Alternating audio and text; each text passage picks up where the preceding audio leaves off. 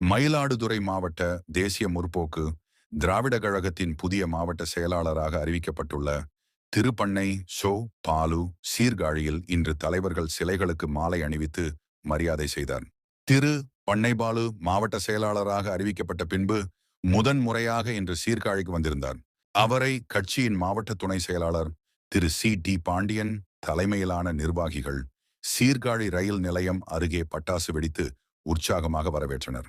பின்பு அங்கிருந்து ஊர்வலமாக அழைத்து செல்லப்பட்ட திரு பண்ணை பாலு எம்ஜிஆர், காமராஜர், அம்பேத்கர், பெரியார், நேதாஜி ஆகியோர் சிலைகளுக்கு மாலை அணிவித்து மரியாதை செய்து முழக்கங்களை எழுப்பினார்.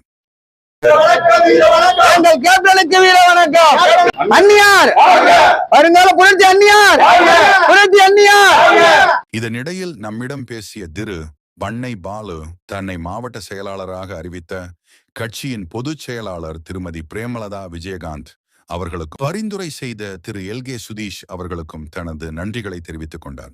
மேலும் இன்றைய நிகழ்விற்கு ஏற்பாடு செய்த நிர்வாகிகளுக்கு தனது நன்றிகளை தெரிவித்துக் கொண்டார்.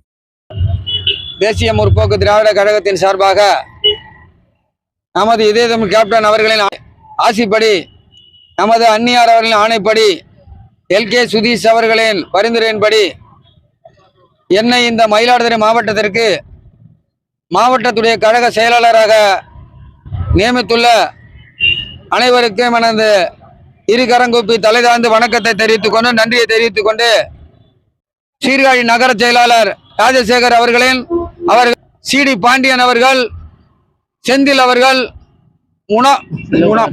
முனாப் அவர்கள், செல்வகுமார் அவர்கள், சுரேஷ் மற்றும் அனைவரும் இந்த நிகழ்ச்சியை குறுகிய காலத்தில் ஏற்பாடு செய்து ஒரு சிறப்பான முறையில் எனக்கு வரவேற்பு அளித்து இந்த நிகழ்ச்சிக்கு ஒருங்கிணைத்த அனைவரையும் என் தேமுதிக மாவட்டத்தின் சார்பாக நன்றி நிகழ்ச்சிகளை முடித்துவிட்டு புறப்படும் முன்பு கட்சியினருடன் கலந்துரையாடும் போது கட்சியின் வளர்ச்சிக்கு அனைவரும் ஒருங்கிணைந்து பாடுபடுவோம் என்று கூறினார் திரு பண்ணை பாலு.